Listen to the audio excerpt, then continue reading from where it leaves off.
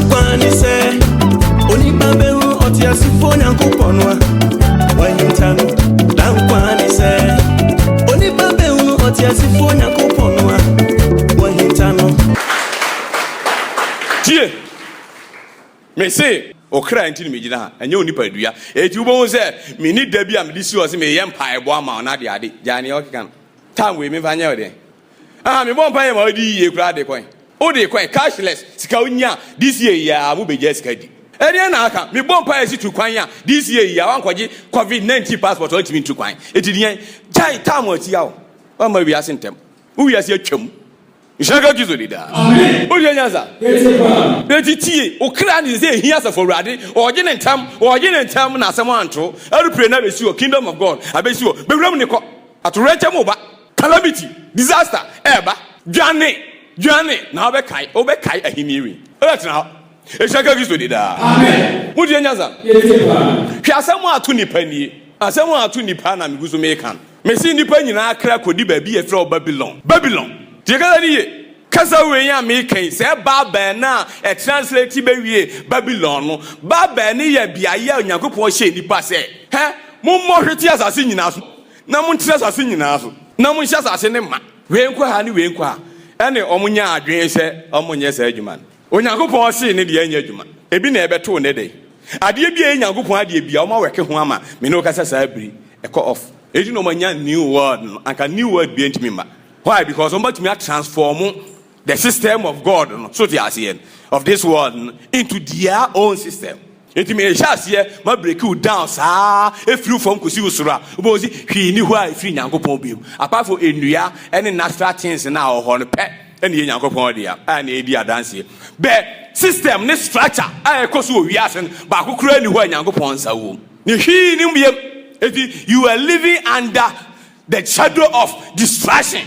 Enu na ate eti niam a woni age wo ho ni nyina ukoseyim edu ukojim digada ni eja ne yasiesi ama wa eti omu ye nyina no omu increase fire no the fire is still burning Ishaka yuzu dida. Amen. Muje nyanza yes ba fikasa ni onipa lusu ade kasie e won life ama sabia me no kasa sabri no aye ni brisam na Nyankopon ama onipa hu ne ho na samu we ko na wieye na se nipa wie ye to ne pepepe a atemu obi ba eye eternal e dis Nyankopon be se adwuma enu ti ni hia se wo so masen bi dan di amen pe ni edi kan ni Nyankopon ne bo akra nyina so na me ka wa se ni efe no nipa ono ne hye omu no woni bo sabia me no ka se o mu sisi ya enti na me ka sa kire won ade esa na wo da mitimi mprichi wo pichia mitimi mprichi wo ni se atem so na pie okọ me kasa che nipadua no waste because on TV ni ama who pay attention to me you so na to mu onu nti na ade ebesa ubozo obekọ na okra na fe ye pem kwa na enyi bozi otonku sinya na otonku eno an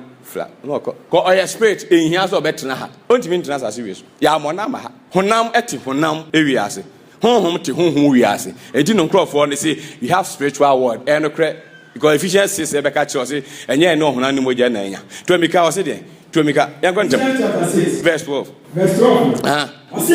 Ephesians enye moja na honam na enya kwai nemo yani panini yani tumidie ani yasi sumu atumfo ewiase bi wo ho a ewo sum emu na tumfo ne wo ewiase spiritual world edi no wo ye two natures wo ye honam edi ne ma honam wiase esa ma honhom wiase na honhom wiase ne nya watena ye ne Babylon asamado enya watena ye ne ho a wo so okra no anadwe ho no wo so okọ only few people be ne ye ma so da ye o emem hu enema bone etomo ne ahonhom a ene mu di akansie ne niema only few people be dudu na ye kata wani akosu be koduru ho no akotena ho ne ya ne ye be yo ade akia ne do ababoko security 24/7 security ye ma kwan kra yeah na omo won sa won prison no ye do omo ba ya ija omo keke ye do ba be ya adwuma uwi a wasa akọhye ogbo mu ho eti so ni ba be ya na adwuma e do ba be ya adwuma uwi pa na adwo ye sa do akọhye ho amen say ni dato Adam amanato Okratias fo ene hwawie Ishaka gizo dida amen eti ni Nyankopon mu no akra ni nyina e wo ne nsam Job 12:10 according to Job chapter 12 verse 10 ba bia Nyankopon te ho ne ka ho se wo kra ho ne ka wo hu nka nsam a meka memre Can buy ye, I'm a chassis here, or when embarrass me. Oh, send them baby because Ukrainian ma, if you baby or one, Yenny Egina Baba, it will be now, see, or Tamo, or China, the other, and yes, you see, or Namquas, or Yamaka, I don't know, I'm on pie and go forward, it could challenge, it could boot in the two from pair, as I must happen. From the days of John the Baptist up to now, the kingdom of heaven is suffer violence. So the violence, I say. Oh, Ram no be payment, no, you say, hey, I don't know. Yama who came through Babylon, more crowd Babylon, the Yama name man name more China, et you and Yama chase you. I don't know what you. Or ya dreams or pairs or bappy pepe, and not be sat 10 years. Here, Yama quine. What you will be or don't prono, and what my best baby, that's what comes for a day. Advice in any baby. Yama, I mean, young one. Yeah, Maza, a boy down so you driaka. Maybe you know, I could pen once and pa, when you pop pen once and papa. Amen. What's it then? Chapter 12, verse 10. I said, the same as phobia cry. Name some as a for riding and some what has phobia cry a day. I say a year then is some 8948. Atuing. Psalm 89, verse 48. Ha! A radio sound wapini, who cry Yansa Benabi. I don't know how to depend on open someone in the part near free, a rather no cranny ourselves, near bed will be not quite break you down. So, and I in a baby. What's it then? Psalm 89, verse 48. I saw Ben Mathias, Take us an. Nobody declared myself. What's it then? Job. I said, the same as phobia cry. As a for riding some not as for you now cry a day. A year then transition be about a man depending now a class I could be as some answer. Ama ye catch us here, obi anywhere out here, who not in the crown. And what some answer with me, Ajita. Amen. As someone because I have home, won't it that? Go on, who did it to me? Won't it? Yeah, did he say, and he say, and a crusader, and a Hamida, and a Fieda, and one. Ah, Amen. Amen. Yawama or and not some mine. As a young Kraus were found Kosi. It would see us in a room on the tower. When you put the other show was Sunday Romans 7:24 the cousin, me or man who for find the bedroom through woody podium, it will nip a dear woody. Time and paper as some I met his uncle. He was already one and 70 that until you can live. And Unji, your mom whom I be our sabri. Because one here would in the cabbage and ye down as your own free and as I do home and I'm quite good home the pan. Oh, dear home. Yan didn't know. In Shaka you did that. And then the extra idea. Amen. Amen. Because I need David depending who's Adian. A blessing for I didn't edition. To David born Pie or Psalm 142, verse 7 said here. Psalm 142, verse 7. I see you make as of already, make was some man a fiasse. Miss Law Mahunu, woman in Diamond name Mahunu. It is Miss Rossi, you make clear free the Amen. Amen. Full assurance. 49, verse 15. 49. Verse 15. Psalm 49. But the 30 minutes spend there, Casa. Make clear idea. For begging a summer idea. Because we won't pay excess of ready. And when you are about host on idea. What you say? And then when you are about host, it is a for idea who say, and then oh, or cry. What do I dream? Now, cry bad, there was no cry. David, the 2 1 you know who says no. Me who ye. I wasn't me to me take a riding cow me. Now me who has a for ready. As she say, and in a pay. Then I say, oh, cran and a bay you man. Or no, a bay any or stroke. If you say, you may be a baby, through a cram, a year, or gas if you who know me, and now nipper, we only produce me you. And some boy, Yanko, a year dot here, a beco dot him, and Konyanko Ponche. Who do you answer? Them all crano, and need a gold, and only precious thing. Ah, oh, you didn't know the only part of a man as Santa Cra. That's when you put your ears in now. So, yes, now, Credit when you means you can't compare anything to your soul. But the most common thing and useless and meaningless, I want to perform on money. Miss and Papa, you like Robert Copage that passing in the crowd. And you want it, and I'm impressed me bremu, near what by your son, and I'm me bremu in a day. Obina, you on the cow to me, I'm a near Brisica, a jacra. Umama or Honam here. Ah, said, or how be tuna, Ube Fakwan Biasu, Ama Honam Wato a jacra. Wamra Nimus, how precious it is. Amen. Amen. Because I mean, David, I won't pay us for a day. Ah, sure. No. I'm a Cassim Cardia or Begin as some answer. I'm paying Psalm 30, verse 3. Watch him make clear free, eh? Alright, boss, and this one, and this one. And I doubt. It's a good to do that. Watching the clear enough free as some because only be any what he has your own woo, nobody me a chin a clear free as some answer. Adete because aswodi nti yaton ya masaman. Ufiri ho pa na okọ asama ma ne hunu buma ye wo jatana anim. Muye prison won sa mu di yeden. Enya aswodi nti. Eti obi ti ha na oya aswodi a na ede na ko hwem. Ishaga gizori da. Amen. Yes. Onyankopon so prison na asama do. Eti nipa ya aswodi e wo edi trom wo na wo so jaya masaman. Eti Adam be wo ne ba ama ne ba wo awon to so no ti ubi a oba bia Adam akatu ya da pampam.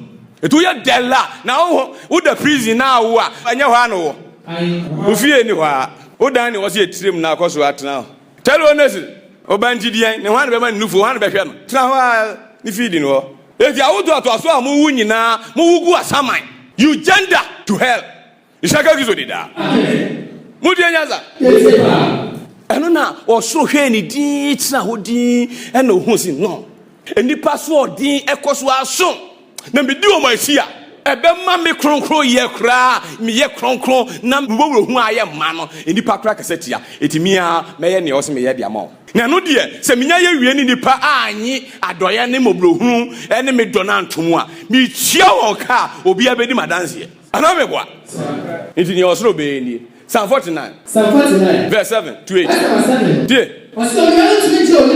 o say onua betimi age onipa na ana ohun say it's impossible because onua na obeji obi no ono a ode no ono mu no problem ya do mane na age amane de umu kra wasama ansem ana onua so kra wasama ansem eja kra wasama ansem ana oba kra wasama ansem wo yi kra wasama ansem oku kra hwan ne beje ne yonko okoto awia ne ba awia hwan ne beje ne yonko de e ma me kai da onyankopon yi osofani Joshua e kire na ono shatalifi e me say no osofani shatalifi e wo hunhum na obeda awro asole batari enso aman ene onim hu aho e de amen ha chosi udi nase kwa munyina eko tigala ni masa obi ehun osoro no krea ye na hinie na you labad ile begina osi ameba tigala ni eti wo so onua timenyi onipa bia na yokoda ase ole mo Onyankopon empatadie bia ni ho tigala ni no ransom ena onipa betumi atua e dia save onipa bia dabi sa na Onyankopon ma ne ko wie eti se ono a pay sa ade na oboa ono no so pay sa ransom wa ye ni such a way say nobody can pay that ransom inshaka yuso dida amen onipa bia timi ma empatadie bia ena ode agi nipa ekra ankwa amen eti ne wa se asafo brade abasa ege no na ewowa no ono a eseke ne ho no ono a sorry cause ne ma nyina finimu ufiri ni mu ne bai okra ni finimu dote de ka dote ne kwa ka o masa se wi so tie kaza ni me beyi na kirem otumfo nyanko me beyi na kirem me ba beyi na kirem e topic e na mkwan so e ba enu ni major topic among all the topics me beyi na kirem wa hu ne kura de asamato okra bia wa hu asafo awurade onyankopon atiafasa se su bia en prepare ne sem for fire ochu mu 10 obekọ jim go wo ti ase nyina okra infiri afiase da wo da so wasama amen because any eti yon sem bi o ha ye fani agro e hyase pepepe a udidi kura pake aduane si baabi e shaka gizo de da amen eti huzia hana saforade ekeka ne ho 13 verse 14 chapter 13 verse 14 tie osebani wanda fi asama nsem enya hwe says se ya no mahusi baabi anipa kodi no midi wo maso ode achi a omunyina bekoso ase omunyina bekoso aye bonsam de an ma hye omunyina a okra ba akokra mi nya wo me nchen ama purpose am de bo nipa enyina ye kwa eti ne meye ne se mia mekwa ko tua ka no mekwa ko pay ransom no na me de agi akra ni nyina ama o mafam ho adi no manya kwan aba me nchen enya hwe oba fom agya wati ase nti se oba fom me a na me fa nchewo why na me hu omobo enya se akra me ye agya mitim wo den dodo esaka gizo di da amen se na saforade aye nipa o na mo bonsam o ti wiasu wesu no aye wiasu sudifo the prince of this world ana achire mu de wosom ne enhyehyɛ bɔne akama kogu amrem wɔsoro se mebiem wɔsoro se mmeden tie kaza ni ye se obebu se mi bie wa na mi mie asam ne de be kyerɛ nhyaka gizo de da wodi anyanza ɛno nti wɔsoro ba be pɔn wa firi owuo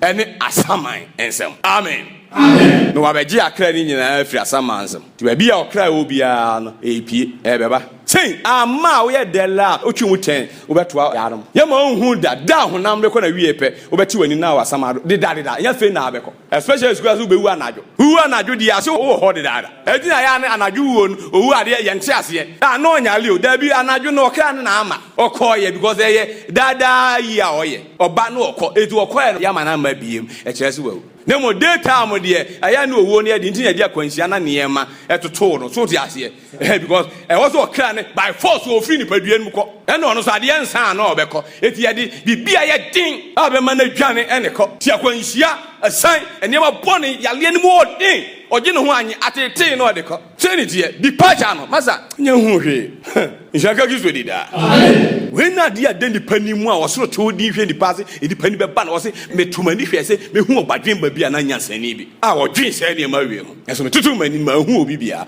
amen amen udi nyanza etu wosoro eba aba beje aha na ahintasam ne wo wosoma obi aba so omeje ya obi ntimi nyi da because ye mfiri obi amu ne ba wi ase de kaza ni ono ne butu oni pa so obutu do tia so e no home kwa home gu ne mu e no dane okra ti asfo etu okra ne fi nyankopon mu ne ba eti se ye ho abasam a e wo se okra na e wo nyankopon mu a produce a disperse ne ho aye bebre no sa okra na wo nyankopon mu no wono ne wo so wo ye de e wo so okra ne besi okra na mu bonse ma nyankopon ti asfo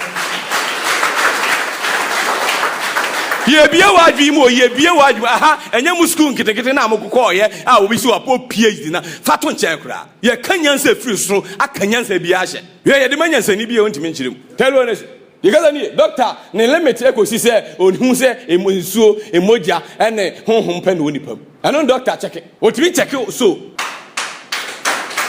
modia yaza eti se so no ebe pia ohunu aje du point ohun se home no di party ansa no akasi enye yi because ani henso ni owani no ni owani a ya bie na ni ehunu osisi ya obi wo ha betwisi anse ni wewu hwi ni ho owu nam ho kwa tie kaza ni o kan ze awon tie ase ni e wo se akwa we ekofro car ne car tiniti ennanse won tu kwan eno na aboa no o de ma onye mistake si wo fa hakra connection ni nti kan do ni bibie si ama na hwefo mawu ye ka wo hita ye fe no nkrabia to no ne tamu aso nti we malaria che ne kura wo ndiye na adwen se o yale dendende kura wa mu ndi masa o de froka si ane hwe so ibe ma amen amen budi anyazan eti wo ba eti nyankopon kra na e ba sa se wi so abesi ye kra nam tie kaza ni ye okwan ya na ofa so e di sevu edipa bi a edi kan ebra na onyanye we ni odi sa ade na chi a obekum nipa wa sa se so nyina e na o se no obe abaya ade ne ba akopɛ once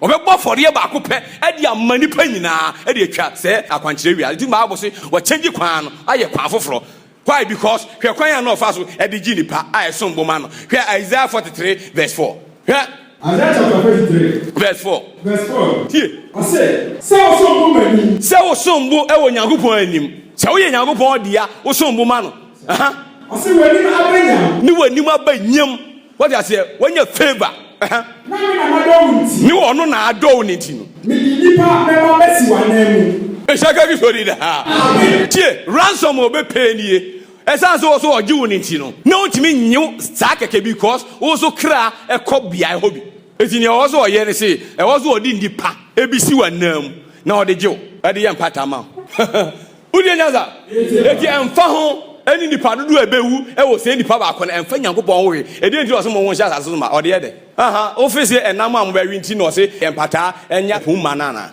na mo betimi awi masa ya no kan isaka bi so dida amen eti se won so mu ma nyankopɔn a wodo be yi adwuma bi a won te ho ase da tikasa ni ono ane kan wo se odwumfo no wa anwene nso tumi se ode ye ne opɛ so ti ase eti wa ye bi a e wonu onyam eso mboma no ene wa ye bi a eni anu onyam eti ne eni anu onyam wo so de ye den enye hwe se wode ye ne e wonu onyam no ho adwuma me kyiraw se wo ma osoro nsan kan wo a wo de wo ha bibi beto wo a won te ase da ye de wasesen obi ye de wasesen obi to aso ase de nto aso aha asema me di amai bi mesi wo kra anamu wo se ke se ma nyakobo de aso ya eti se oso di ne ma e ba sa se we so achi na o se okra bia or the oman ba ho ebesi na nam ase oman e de apata ma okra na aman be ne betena ho bi it don't besa because millions of people are ebesi akwa hima mu nyina o mu ntimi nko straight age ye pata ma om enam se adam ama o ma be fati bia bi mu ama o so kra akọ Babylon eti ebesa akọje okra na fi asama ado ho a age ye pata ma om eni yentimi mfa ya no pata age ye de okra ni si okra de en amen ani ze say no onipa bia na nim be ba nyam no obesom bo Nyankopon o de nipa bi besi ne kra nam apata man eni na obekum nipa nyina for the sake of the people nti hifo na eka jini e waso so ye ni e waso be ya de ba ko ono a e ma ne kra epie eba ebe ye mpata atwato eno de e connect all the souls whether wicked or righteous into okra bia free ni mu ba ye bia owu se wo ni wi a opata wie pepe a e connect obia amen it was ya fole na obebo no de be ti wo mu nyina kra ho once and for all ti hia se be kum onipa biem ye be se aman biem ansa na obi anya dabi emum okra na ebo ade nyina ne niam nyina fini mu no e wo se okra no e ba sa hyesu eti Leviticus 26 verse 1 to 2 yanko tie ni osoro ka Leviticus 26 verse 1 to 2 owi abla 11 yanko ntam e shaka gizo dida amen 26 verse 1 tie munya abusu huhu onfa na monfa aboni ana abusu dum bi isi honfa munya honi ana abusu dum bi nya dan ensi honfa adentia osina monfa obo a wedi hu adini insisi masaso enkuto nsori won koi na me ne awurade Nyankopon na me ne awurade mumu Nyankopon eti mepe na monhwe me kwan mepe na monhwe me munya niema bia mfa nye ahyensode emfa nsi ho emfa tikana niye whether si buo whether si die yo ade bia beye indication so ti ase be symbol be sign bi atese eno na ya ahyensode ama otumfo Nyankopon amamo no don't try anything like that emu monhwe me asafo awurade me ni mu Nyankopon amen verse 11 die na tie me de me sanctuary eba na hinie no asem no me de me tena bia because na hiniem odi ne hene na sa tena bia na me ti mu no me de ba besi mu e wasase wi so me de ba me de ma hinie eba etu bo so opie ba obeka na hinie ho asem onya pie o ma ya yanka hinie ho asem da we will proclaim any kingdom until he arrive because hene bia de na hinie ni nam who dey kasa etu wode ne tena bia eba abesi mu awurade Nyankopon ene e kasa tie o hyankom e wo se bom nti waso no ye osina mo ho nya me kra ni na me ba mo ho enya me de en me kra ni it means ne de en na eba me kra oni mu se Nyankopon wo kra so oni mu se Nyankopon wo so ana wo de wo so na ye de bo se ne se so ni so ba you are the image of God am I right no you are claiming ana na wasesa wadwe esaka gizo dida amen any say we body soul and spirit yeah Onyankopon so e wo the same thing our body soul and spirit but a different how we call it o say na frɛ say eniema me ensa na o possession esaka gizo dida amen wo so possession difference ya wo no edin ni sesa na no na me di be yi na kire di me nka ho asɛm de ne mo me kire o say Onyankopon wo so eno na eba eno ne bo ade nyina so no ne Onyankopon mu o ne wo mu ne me kasa so ne na kasa isaka gizo dida amen mu die nyaza o kra na ade kasa any ye wi and command any do everything without the soul nothing can be done isaka gizo dida amen eti me kra e ba betra mu me tra bia so ba na mo ho nya me kra de en isaka gizo dida amen bo se ke se ma Nyankopon ti aso hey eti tie ne so no so e professor yato ho Hosea na faith kan Hosea no Hosea chapter 30 verse 40 o se de osimani wa ba fi asamansem apa mi ba bejimu afiri asamansem ti so no na e kasa e firi Nyankopon ni mu isaka gizo de da amen se o ba bejimu because ono a it is here make say enya me an make kasa me an make kasa isaka gizo de da edi enso ni padua na uhunu no a voice ni firi mu ena enso ni e hye mu e kasa twa me ba Trinity ya sabi mi bisa o mo se o ma fa he o mo se o mu hu ba bi o mo nam Trinity for mu nyina ho mu bokwa mu bete nye meka kire mu de mu nyina mo e beta so mu begina Trinity isaka gizo de da amen ma wudi amodi mu no se ne mo tata ni pasa na e beta tata amen Amen. Would you answer? Nti ase na po owuo mu. Obepon ye owuom. Obeji asomansem. No asan pon ye firi de. Owuo. Ishanka giso de da. Amen. Eti ube say Quran so ti ase sura 4 aya 171. Ebeka kire o se ne oba no Isa so ti ase Jesus Christ ono eye the word of God and the soul of God. Ishanka giso de da. Amen. Arabic word na the man soul eye rule. The word rule. We asese so edu omunim se onyagopo kra ne bai ni nimudia wo de be kire saa de enimu am ye hunu no na ayira eno na ayira chekala di eno nti na maba mesi yaso ma se me mamu nim de isaga yuzo di da amen mudi anyaza edu onyagopo kra omokra nim echa mumanim esi the soul and the word of God and the Bible, the soul and the word and the Bible. Na me be gina so akire wade bi na we de me kire o kra wo ankasa wo de ba bi ekodi ye ni nsese ba bi a ye hwe ye hu insaka gizo de da amen wo se kese manya go aso tie eti ona Isaiah so kan Isaiah 35 verse 10 o se de Isaiah 35 verse 10 onyaji akra na opon wuye pepepe a o ba he o se wona awade apo wo besen aba na wode jom aba Zion wode jom be ko he Zion tie kasa ni eti o obepon wo firi asamansem na ofiri ho a wa besen akọ Zion wode nyum na nije asan eden akọ Zion obesan aba ne kire se eho na ofiri eden wode nyanza me se chemu mienu na da ho ne yaka ni nyina afutu na emom eda white and black voter no ebe rechi see ni pepepe omu betete ti omu be eden eti aya akọhwe se we enfa na won voter region white and black voter okọhwe da aya akọhwe mu de mo TV ase de kwa oti o ma we hintasem se da ho na oti ho insaka yuzo di da amen ebe de enfa akra nkọhwe asama do yenkun sel ha masa dwen hu ni je nipa adu ani ato so no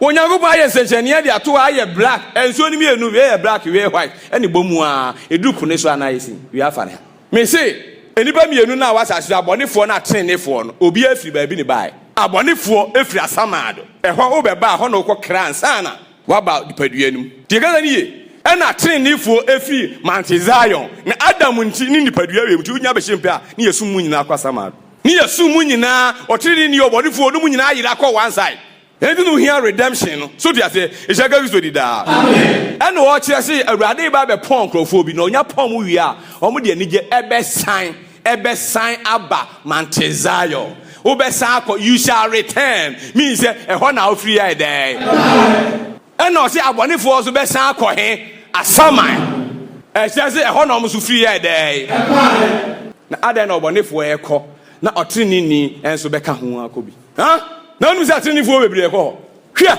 wo de asama meke trinifo bebre ni gu ho no atom na so soodin eni ano yiyie etu on beko tie Ecclesiastes 8 verse 14 tifro mam o se wo de bi so asanso ahuhu de vanity things bi wasase we so se atrinifo bi wo ha atrinifo bi wo ha ade fata bonifo ni ye go to ede ne fata bonifo ni ye Psalm 9 verse 17 Psalm 9 verse 17 tie o se abonifo besan kwa asaman abonifo besan ye de akwa asaman ana atrinifo bi wo ho a enam asodi nti ade afata bonifo ni ye se omo nkwa asamado no ono so befa mu bi ai den ade nti ato aso wo ho a o se amama a wo le fi yakopon nyina ade nti because otrini ni ehu nyankopon a ne nkrabia ne hyebre nyina akakwan kinu no enu ti ni hia se e wo se yeyi ni kire wanza atenifo ani da so nyina se ye beyi omagya omnyankopon a kire na fi omkrasan aba ti David say asafo ade me kra chi hwehwe se ne ofrote hwehwe nsuwa me kra chi hwehwe go hu pepepe a makatamfo nsam hwia eti aso na no ko no wonni butai nti ne nya butai bia because nyamsom ni hwia o ka kire oni paradise owi ahinie nwuma akrizofo titru na omo keka kire m nti onzo oka asanku ade ko paradise otimi nsinipi who dey nyaza obi fa yo sim ransem du na dey ko paradise obi su si so fa Jesus say oka no aje kwa no gidi say ono be we that na kra ko heaven ene wa ye say no da ho ano sorry a eno ane ne wo be ni business kwa Sunday bi so an ha etu tu nipa wu ase ne opa bia ye no ene o se ho ahia se mi nu ba bia o ense o se mi nye teachings we preaching do teachings you have who near ma was it at all. It's a good with that. Was I can say when I go what you have. It is a moon. I think if for a double body, will be free as some mad or so about Jim with as some mad. Hell. No more best see how come, please. Paradise. Jaka gizu di da. Amen. Eti na radi excuse is ani alcohol no. Akwa na o say ho hunu ne gidi ye be pese. Se wo san ba me de me ma hobi. Se wo san ya ba aya ka me. And o say wa kan no kre. Yeah. And then kwa be kan ho paradise why? Amen. O be kan. On kwa samado, on ko nu zo ko ho san ba bio. Because Bible say ni wo san akwase yo no. On san from maslu biem. If you know the for the catch there, Abraham said, my life was say, a cool dying to me near flat. Penny dent, how much you know on the dentam? Obi to me cross and will be soon to me. It's in your waka or no. Tiakazio, I don't think I trained for 1 year to suffer munina. More pretend young couple that Benyam so many a Becca Tam or so, a face when you're the pa. And no stretch of saying, Honor crime. It's a good did that. Let me so pure yes for a dear beer, as some way and continue that. Amen. Was I can say when you're about that.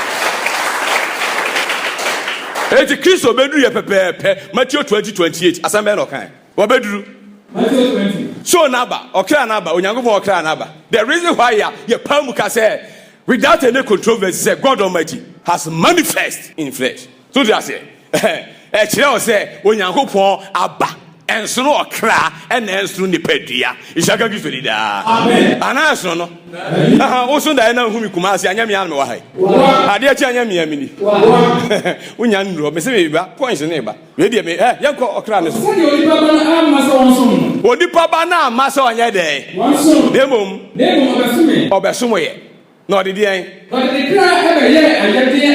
odi ni so no e ba be ye de agedie ransom ama nipa bebiri amen amen enye nipa nyina ti nipa bebiri nipa pi ha ne hye ne so nipa pi che se omdo so de ye be nye owiase nyina ha ne pre se obehye mu bi se nye nipa nyina nti de owu ye de a ene ne pre se obeh de odene kra beto ho man nan fofo ti kaza ni odene kra na me che secret odene kra na beto ho man nan fofo da oni esuafo ni hia pe na o kan secret cho enti na ofra Abraham se nadamfo wan fra nadamfo pepe asamato osimbosis ojankopon ni kasa se obi nadamfo wanya nadamfo pepe asama e dey Petro Mika John 15 according to John chapter 15 verse 13 yanko verse 13 tie obi ni dokasi a esini wei so obi ni kira batu ho ama ne namfo ama ni pa nyina ama na busuafo so obi ni kira batu ama ne hefo are you friend of God maza purpose ni eye samanse eti wo de kira batu ama hefo ne namfo fradi nyakopo na wo nyina yan to ato a misi ndipa misi ba bi ndipa na mpa o so openkwaje no Ishaka gizu dida amen obi ni dokasi eti se ne me beye se obi ni kra ba beto ama ne namfofo eti Kristo wuma ne namfofo ti kasa ni owuma ne namfofo ha ne fa hye wadwemu enne and who is his friend wani na damfo wani Kristo adamfo kamiku nyanu so mesi nsemo ebe pie pa enne me bokwan ma ase besi ba bi akra ne won na me kiro adwuma papa ne beye na ni power reject ama ne ye kra akoga Babylon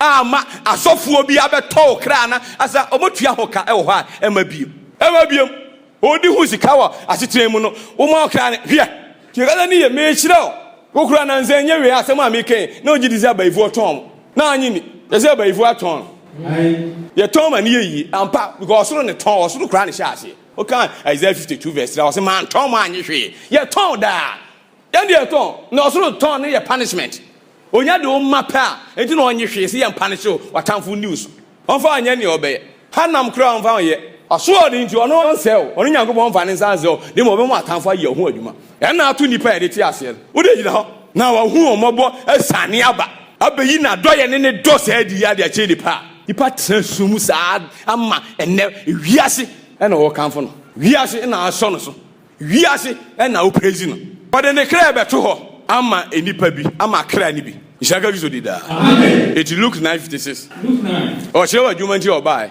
Yanko. Verse number 56. Yanko ne tem. Onipa ba de ama amese nipa akra. Wa ama mese nipa bi akra. Nemom. Na obeji won. Oba beji akra. Waiting no buy. It was not about bia you are going to redeem souls.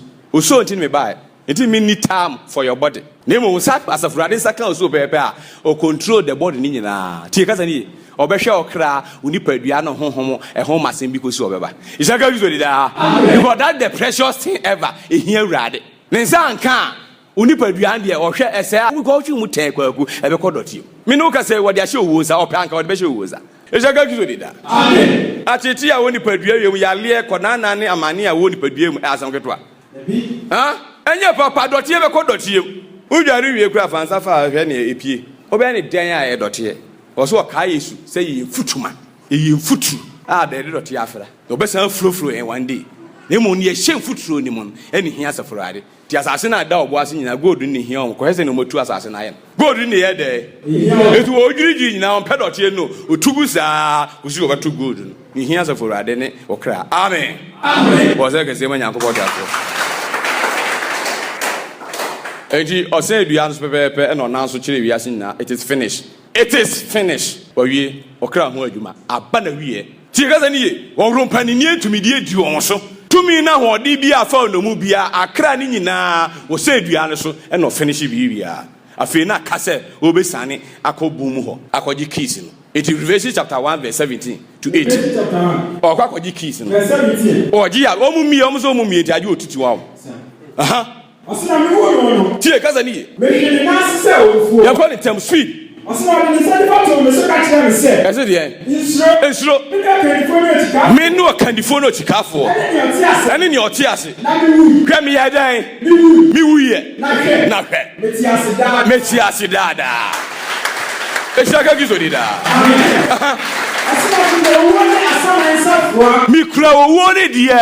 Asama nsafo. Wa se kese manya go jafo. Eti enne okobie na duadan. Okobie na duadan no ama obi a. Owuo na asama wagisafo ano. Ode esi animu. Wona obi ntimi ye den. Ena otum obi ntimi ye den. Kre obi.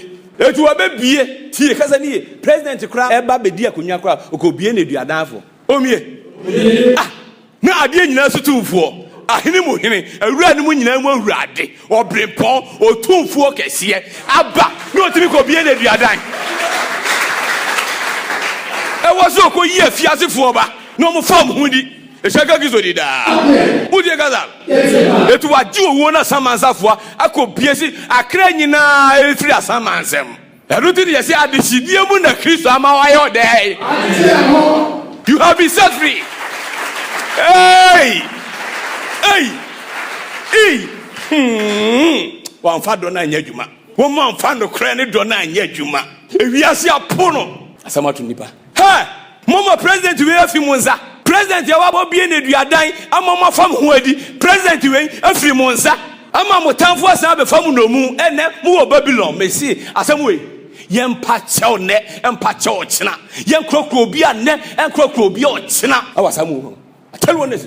Oso bonyo so kra ayef by force was onyi nipa nkwa ayef by force was on ka asem we nchire nipa enu ti na o me ye ka eti yemfa botre e kra nkasa o tigala ni atwam kra abotre nyagopon abotre en na bodu chele atwam ye kasa ni bre so tifa ni bre ehie e kwan o ye wadwe si ye me krokro for this hour masa ne time be na ye krokro hey Galatians 5:1 Galatians chapter 5 verse 1 I say adishidie na Kristo amaya de ehun adishidie mu na wa maya de ya de ehun because obeseti captivity free wa beseti Bible si no mu of fire no wo san de ko soro ade na be fa no mu ne ye de ko no mu fa mu no e ma be fa okra ko ye no wa kwaje I set you free to was san ye free emra no mi wa san ye free se obi afa no ya mantam hey kwa na okwa ne gina ho hey it is all mantam aboa che no sane na ese ade nda so won ko enu na aye dipo ya san no se fa ahudi enye fa ahudi ekeke o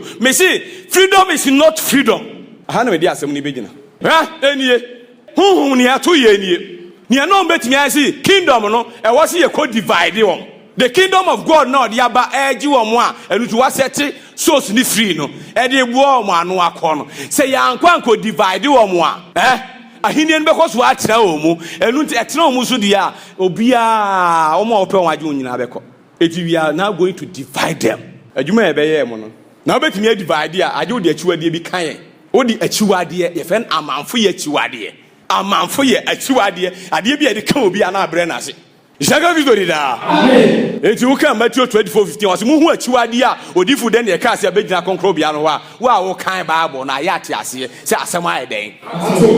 En wa tram abisi ne de. Me se ye kra akodi ba bi o ma fakọ. O ma fa se na o mu divide o honam fam esa eja pade ama ne eniema e free ha akodi o mo ho e de develop no. The same thing. Kra ni nyina Africa ho ye kra nyina wo mo nsam. Ye kra nyina e wo Babylon. Babylon me no kasa sa bi nyina. Because any okay Revelation 18 na akanyi na hodombo hwebrada ne na otu nyina na adwene se okwa sole akopada na so no na de bai unyame so na de bai ono dia school ono de bai anything structure bia wo wiase a una wu bia ne dia wono fa honam fam adiu so saa a control wa adwene saa ene wagya ma ne honhom no eso nso fa wa onomu e fa ne honhom control ene otim etu okun honam fam na owie o seye o honhom fam di wa yire o to ayire wa no komefa emienhwe eshaga bizori da amen mudi anyaza se ni ayen atoba ha yetimukwa aya obi kan fa ma yesum se kasa na aha osoro saa besi na dai age akwa na withdrawal statement anibri saa ba ne yakasa oti ho tobo kwa mame me kan asem bi si asem beto eshaga bizori da amen peni pa bra ni fifre tini honkon adwuma ya ujina se ye de fa ma yesum mu wo som awrade ohun ye mobo isaka victory da wo saka se manya ko da chie adishidie mu na Kristo amanwa ye de dadi ya ho because wa be set captivity free wa be bie na duadan esi akra e wa fiase nyina se ne oyema agyanum eboabo ma no koye no saa na ne wa be ya ma nipa ni etwa to wo ko a wa bofore ye ne ba akopɛ ama obi biara ne enya wo ni nyina ba ya sembi da ho a ye no kre won hu sa no kre no ohun se no kre ni wie pepepe a ono so be de ne ho anya kwan akwa amen amen John 8:32 edi freedom no ne wose ye hwe adeko a ebe ma ye free forever sa na wose o man ne hwehwe ne ebe ma anya freedom no forever freedom no ya na so de ebe edie ne ebetumi maintain our freedom eti wo ti se adom bi aba onyankopon de adom bi aba edie ne be ma on saka adom no na adom ne dien na de hwahwa no adom kise na adom no de hwahwa no on saka ha like about kroma aboje so na wonya mita de kofi etuoti abonte wa na de san koda okoda sun wo betumi aso free eti faso ben na wonya bi se like about krom eti adom ba wiase a wo saka adom no e beto ne nkofo bi ayo oso o ma ya adom no ahohwie o ma dane na ahohwie I say disco aye twa na ase ya o ma send pasa o te ho kwa ye dada udi nyamso achi o hye disidie ho bo na so Bible se o man kasa o ye proyema o se de ye ko John chapter verse 32 die o se na mo be hu die you know the truth know the truth na adie na no kra no ayemo adehie e no kra na obe hunu no ono an be ye ode ono an be set you free you will know the truth and the truth will set you what free amen Pozaka se manya kopo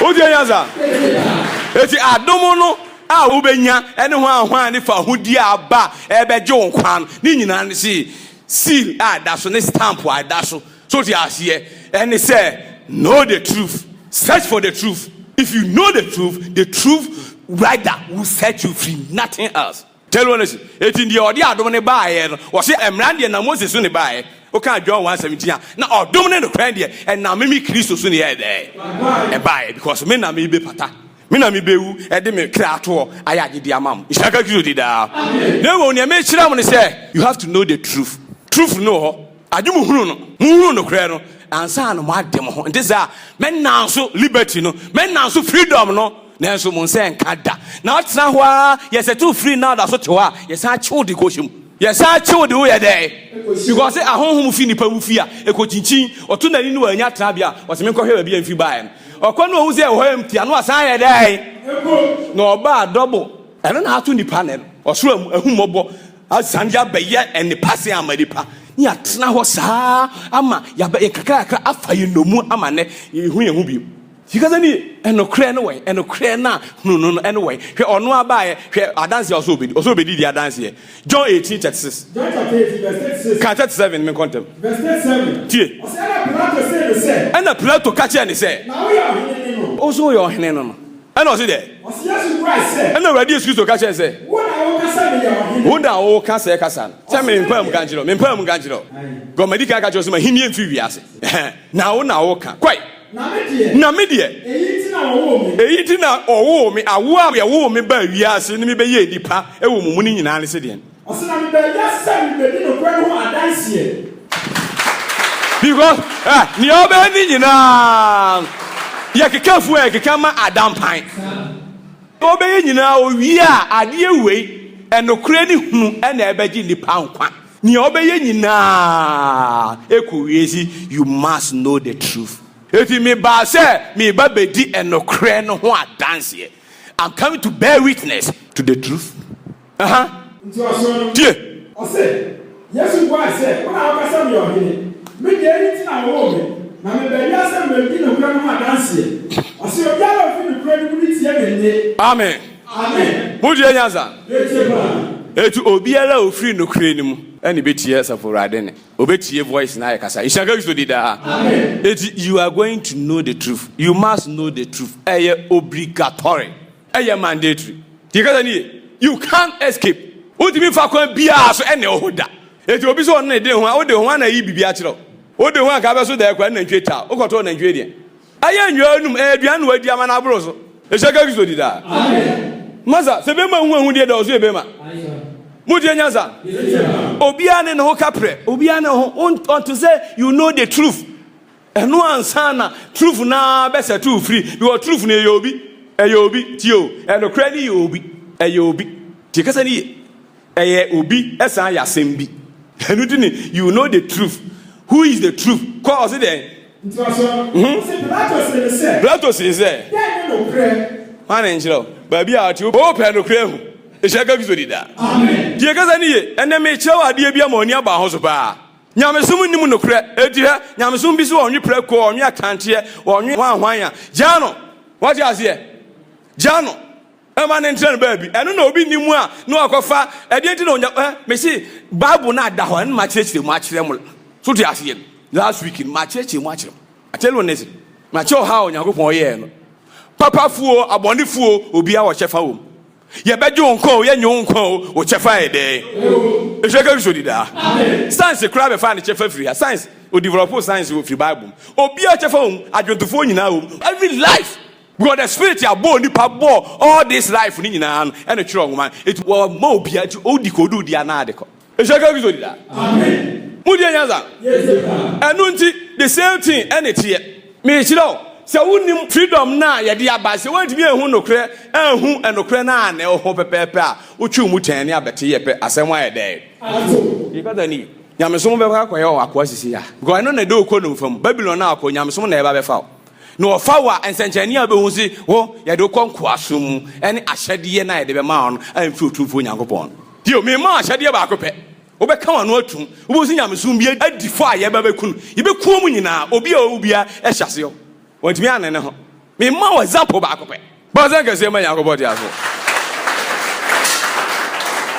Udi anyanza hwe 1 Timothy chapter 4 verse 2 1 Timothy chapter 4 verse 2 Enko osa so for gonto pointi wana osiswa no eka ewo ankasa ahunimu wa hihye ho atwa ho ano ewo ankasa ahunim kwai osi wosiwa awore kwan osi dia kwan awore kwan yanko kase de won tia won hunuane a Onyankopon boy won tia won ankasa hunuane Onyankopon ye de Sedinifo. Ni wana wa hu no kure ni fa asida ni bi no. Amen. Amen. Wana wa hu no kure en fa asida ye de. Edibi. Eju hu no kure en koda ase waduane bi aso. Te kasa ni enyu hu achiye. Koso won kwasom. Ye de okra akọ. You are a slave. A servant obey your master. Ni edu odi paso ne ye na akwa. Te kasa ni o ma hu no kure no en na en fa asida ye de. Edibi because o na ada na agidifo. And obi hu no kre etu osum So the asie esu won wi prako won wi akrantie on wi kisia jana onim no otwe ne mu tan ekɔwe asamato to me o etu osi onyagobo ahini enye just by words or speech by the power. Okay, first Corinthians 4:20 ya tie kasa die to me na ekasa eti asɛm ni to me say mu hu no kra no pepe a mo nim ho efiri niam ayɛ mo nkoa ne mu ntimi nya ho kwan no so the asie mu nya ho kwan. You can ask now. Was it a Niaman community in home beam? Oh, Moses in Bremuno. Where Muna, Obi Biala or Gidino? Oh, who no cranny a day? No, be a who no cranna would dip him. So there's a nod in the beam, dear. And in far would ye, yeah, idea. What's your eye and track or Yamsuni? Yes, I don't call Yamsum. Yaquaqua. Here, and no cranna, and unti, when ya firing Nambia open. Ah. Christo bae emaya nanso ye onzo okakasa bi se okasam ne de tie aduane nyina ho meboa okakire se ni onipa edi akonimu ne egu ne ho fi ne mu ne fi nipa mu ba enipa age ho achi yesa akasa tia pa esi nyankopon kra hye se enam bi ho ama ye nwe afi o ba ya wo se enwe nam bia na hwan afi Paul kra se ya tibi bibia ho amanti onwe nam eni yakase ya de agu aso because oba be se wo yosefo nipa na o kan oba se wadwen Bible so beba mo adwuma be sem adwen afi Kristo ho Kristo na ne yempezi ubehu so oye no kwafo ono ne yempezi ubehunu no eti ye ba ye be ka ensem potoage ye ga ni se onimu no eti ono onimu no eti oba ye no a wo se mabete ne yema nyina ho asem a me kan me de kire se mate bibia ho na ne onipa odi no engu ho fi ne mu ne efiri mu bad e na ye de engu fi e na mbisa se oba ye pen no oba ye sa de anaso no wa ye de dada tie kasa ni mesi bebrebe jai me woni patre on jai preaching ope Abraham nchen mo bom ni acho omo ya we they can preach me tiso mo preach be pa me san silence o tio kan yadwuma ho Titus no ho ana Titus 1:11 Titus chapter verse 11 obiala obe preach a won kan no kra bia na ya pia still okasa no e was silence no ansa na silence no tie kasa ni mogu nyankopon ni mu ase ache mogu nyankopon ni mu ase ache Mama na tamfo asre na che mo kama no ntum eye ne mo be ye bi adeda da nipa ba na wie yen ko se de efise ewu senkafo na dafo asumifo bi wo ahuhu senkafo ene na dafo asuwiyefo pie de homu preach ase ni titiro no wona o fi teke wo mo preach mra esese wo si won ano esese ya dey o si won yes shut them down come on to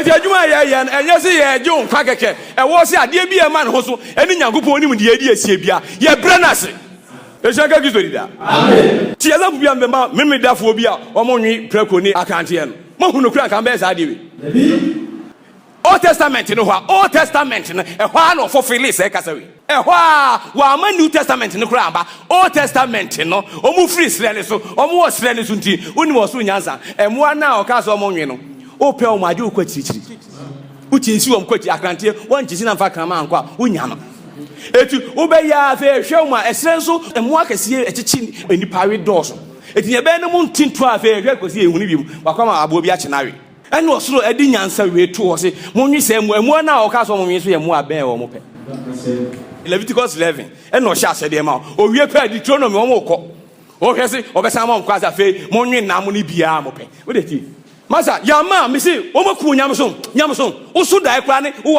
asori dam wo nyamson mu a o so bo piti sori o de wo besire mi masa mani brabre no e sanga Kristo dida anya brade ne ye yadoma ye yina ye wo yantu kakrofo di ya na mama mo se e sanga Kristo dida amen na me dan me di mo akote pa o ba ne me pichi na nsam dua ka obi dwan na nsam du ne bata ho ne dan free ho hia ye di twa me fruma eti wo so otrofo bi a waye ni osue ne amanyankopɔ ahenie no oyi asam dada ne foforo adi eti wo so obi a obesoma ne bia be kan kwaje sem eda ahenie ba bia oyi obi a ewo ne to saa de no asa Paul mu nyina fi Peter mu nyina fi ti ga ni Moses mu nyina fi o mu nyina eye nipa o mo hye saa de no asa eti oba a wodim ne o be ka kire opa eti wo afa ni wa beto ana afa ni wa hye ase na ojo anu mu a wo be chenska omo edwane no memedafo ankwa sori nde no awrade nhira mu nyina amen obi ankoko isi mbeti mo last resort amen amen emu munye ntemaji Yesu bon bo se kese manyanko bodi aso Leviticus 11 is there Leviticus chapter 11. Verse 1. Asinara kasa chere Mose ni Aaron. Ese won say. Mo kasa chere Israel for say. Mo kasa chere Israel for say. Eyi ni emu amuni. Asaso mu anyinam. Asaso mu anyinam. Gbogbo so. Ose totibuam. Totibuam. Wona wo toti. Wo toti. Emu apai. Na wo toti mu apai. Sa. Na opu. Opu. Ose opu ni a ready is out no. Ani na munni. Opu isa. Koi. Ose munko. Eyi munko. Ana munni. Wona opu isa ana wona wo toti mu apai. Joma. Efisa opu isa di. Na so die. Na so ni toti mu apai. Sa. Ani ti no nto ma. Ne ho ye de. Amen. Etu obebuwo so saa kire ni mieru nyina. E wo Leviticus ebra omwo esre ne so no. Na Deuteronomy omo kwa kotwa Jordan. Omo kwa nkradia na omo ko. Etu odi Deuteronomy chapter 12 verse 20 biase ahade e de mo. Deuteronomy 12. What can man New Testament ne ma e hwa o de mo no akata so akire mo. Obekata so o ma obia obeya kwa uhun no krenko uhun sa hintasam ne da. Edini Moses ka say ansam o hintam as for already how de ne o de ma mo fanko ada ne atena wesu ade ndi mo hu Old Testament ni mo say ya mo kwa so mo nwi aboa bia o mo pe tie osna se ra ni nyapo po etra wo hie tie se de wa ka kire wo no verse 20 no koi o say now say medinam now so bedi nam efise o kra kondo efise o kra kondo so be nam a dinam se de o kra kondo dinam ni se ne o kra kon ye de se fa ko ra ni nyapo ebe yi ni din ato ba bia mo ko no koi kum wana nhwie anu nwan awurade di amount send your crack on di koi send your odi on wansan enu ofrotie sa na di no o se dia ne hontie ni ane hontie ene ni ane ho ya de jibi unni mo she ka goda come away from here get away from here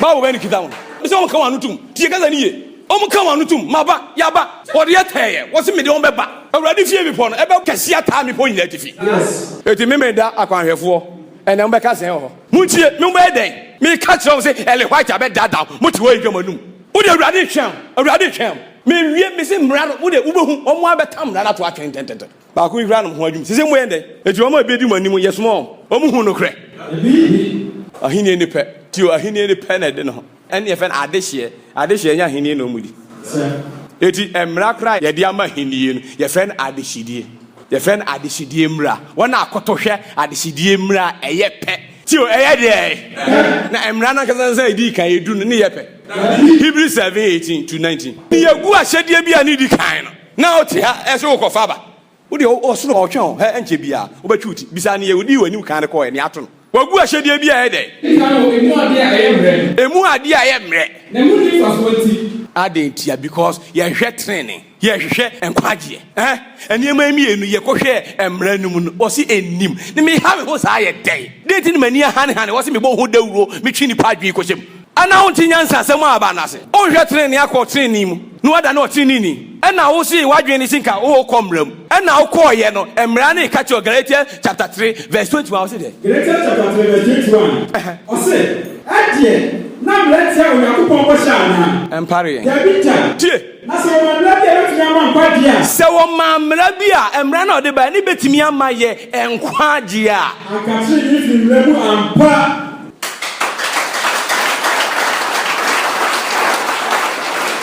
eti minya de emma ye nkwa obi eni ho me anya single person wo soro besi sabi wadi adanse yesi oba akokra ni ho a otimi ba ne nchen emra nsem du nti obi a o munyina sane kwase ho ekotwa atemu oja go emra ba akopɛ abu ye for wa 83 wo akuye saa bi si ne dai ye ntimi kra mfiri ho kra ye disu akɔ second one na wo gina ha ni mo hwe ne ye nsoma wo na wo nya hwe nka e wo ngoma ni mu nti umisase ye ade no me nsoma ansa no akɔkyerɛkyerɛ hwɛ dɔm ade o mo kɔma ja ade ne training nim ene ye kɔ the home of righteousness eti bisase na ja ade na training wum ehfa ne be hu training no ehfa ne be hu no Matthew 6 verse 30 asina wo hwe na go pa ni mo hwe ma hini ane hwe ne kan ne wane hye Holy shit.